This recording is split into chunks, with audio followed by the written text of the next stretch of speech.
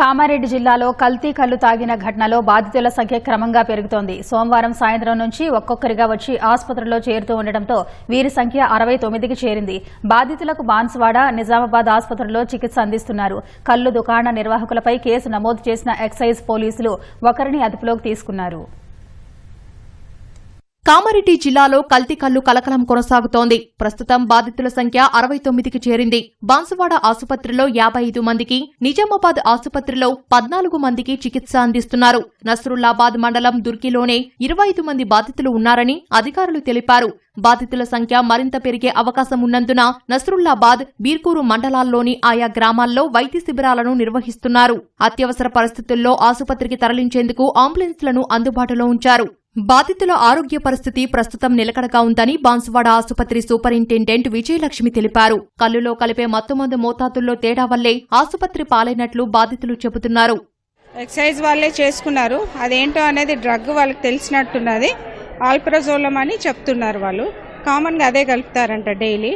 దాంతోనే వీళ్ళు అదంతా కళ్ళు తాగానే వచ్చారు కాబట్టి మెయిన్ అదే అని అనుకుంటున్నాం. తర్వాత ఇంకోటి ఆ వాటర్ కంటామినేటెడ్ ఉన్నదనుకోండి, మంచి వాటర్ లేకపోతే దాంతో కూడా ఇన్ఫెక్షన్స్ వచ్చే ఛాన్సెస్ ఉంటాయి. అందుకే ఈ ఇంజెక్షన్స్తోనే యాంటీబయాటిక్ కూడా ఇవ్వడం జరిగింది.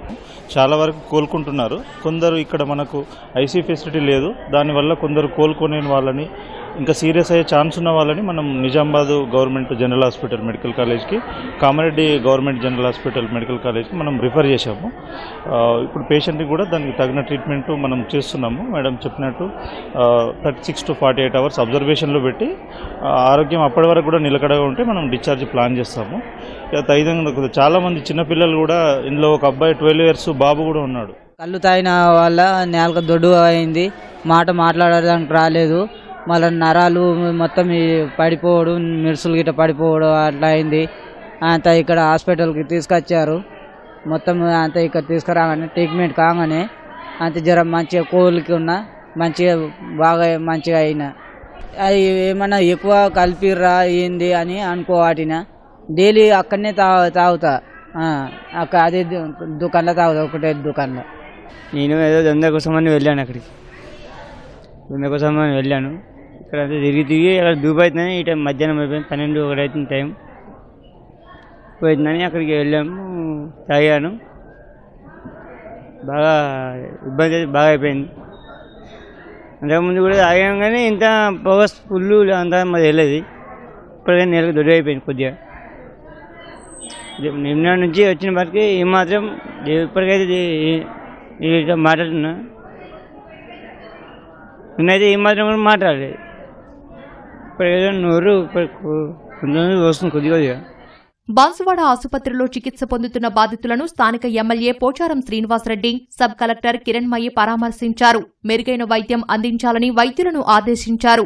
ఘటనకు కారకులైన వారిని వదిలిపెట్టొద్దని ఎక్సైజ్ అధికారులకు సూచించారు. దుర్కిలోని కల్లు డిపోను సీజ్ చేసిన అధికారులు 840 లీటర్ల కల్తీ కల్లును స్వాధీనం చేసుకున్నారు. 5 కేసులు నమోదు చేసి ఒకరిని అదుపులోకి తీసుకున్నామని కామారెడ్డి ఎక్సైజ్ సూపరింటెండెంట్ హనుమంతరావు తెలిపారు.